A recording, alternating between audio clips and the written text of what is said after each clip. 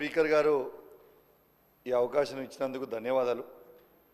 అధ్యక్ష, మా హుజురాబాద్ నియోజకవర్గంలో దళిత బంధు అనే పథకాన్ని పైలట్ ప్రాజెక్ట్గా హుజురాబాద్ నియోజకవర్గంలో తీసుకొని సాచ్యురేషన్ మోడ్లో దాదాపు 18,500 కుటుంబాలకి సాచ్యురేషన్ మోడ్లో దళిత బంధు ఇవ్వడం జరిగింది అధ్యక్ష. దాంతో ఇవాళ రెండో విడత దళిత బంధు దాదాపు హుజురాబాద్ నియోజకవర్గంలో ఇంకొక 5,000 కుటుంబాలకి ఇవ్వాల్సిన అవసరం ఉంది అధ్యక్ష. దీని మీద ఏమీ ఫైనాన్షియల్ ఇంప్లికేషన్ కూడా లేదు అధ్యక్ష. ఆల్రెడీ డబ్బులన్నీ కూడా ఆ బెనిఫిషరీ అకౌంట్లో ఉన్నాయి, కానీ ఆ అకౌంట్స్ అన్నీ కూడా ఫ్రీజ్ చేసి పెట్టిరు అధ్యక్ష.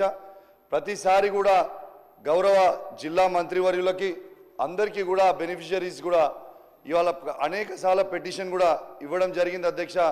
కానీ అది ఇప్పటిదాకా రిలీజ్ చేస్తలేరు. దయచేసి అది వెంటనే రిలీజ్ చేయాలని కోరుతా ఉన్నాను అధ్యక్ష. అదేవిధంగా మొన్న దళిత కుటుంబాలందరూ కూడా మొన్న నిరసన తెలిపితే దళిత కుటుంబాల మీద దళిత మహిళల మీద కేసులు పెట్టిరు అధ్యక్ష. దయచేసి అవన్నీ కూడా వెంటనే కేసు విత్డ్రా చేసుకొని ఆ డబ్బు రిలీజ్ చేయాలని కోరుతా ఉన్నాను అధ్యక్ష. అదేవిధంగా అధ్యక్ష, గౌరవ మంత్రి ట్రాన్స్పోర్ట్ మినిస్టర్ గారు కూడా ఉన్నారు కాబట్టి నేను తనను కూడా కలిసి రిప్రజెంటేషన్ ఇవ్వడం జరిగింది అధ్యక్ష. కమలాపూర్ మండలంలో మా కేసీఆర్ గారు అన్నాడు 2 కోట్ల రూపాయలతోని అద్భుతమైన బస్ స్టాండ్ కట్టడం జరిగింది అధ్యక్ష. ఆ బస్ స్టాండ్ని ఫినిష్ చేయడానికి ఇంకొక 1 కోటి రూపాయలు అవసరం. దయచేసి గౌరవ మంత్రి గారు కూడా మొత్తం సబ్జెక్ట్ ఐడియా ఉంది, అది కూడా ఇవ్వాలని కోరుతా ఉన్నాను.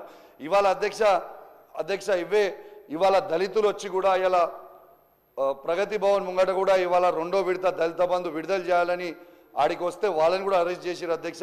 దయచేసి అది కూడా విడుదల చేసి వెంటనే వారిని రిలీజ్ చేయాలని కూడా కోరుతా ఉన్నాను అధ్యక్ష. Thank you very much. Note చేసుకున్నాం అధ్యక్ష. కమలాపూర్ బస్ స్టాండ్కి సంబంధించి పరిశీలన ఉంది, దాని పురోగతి తెలియజేస్తాను.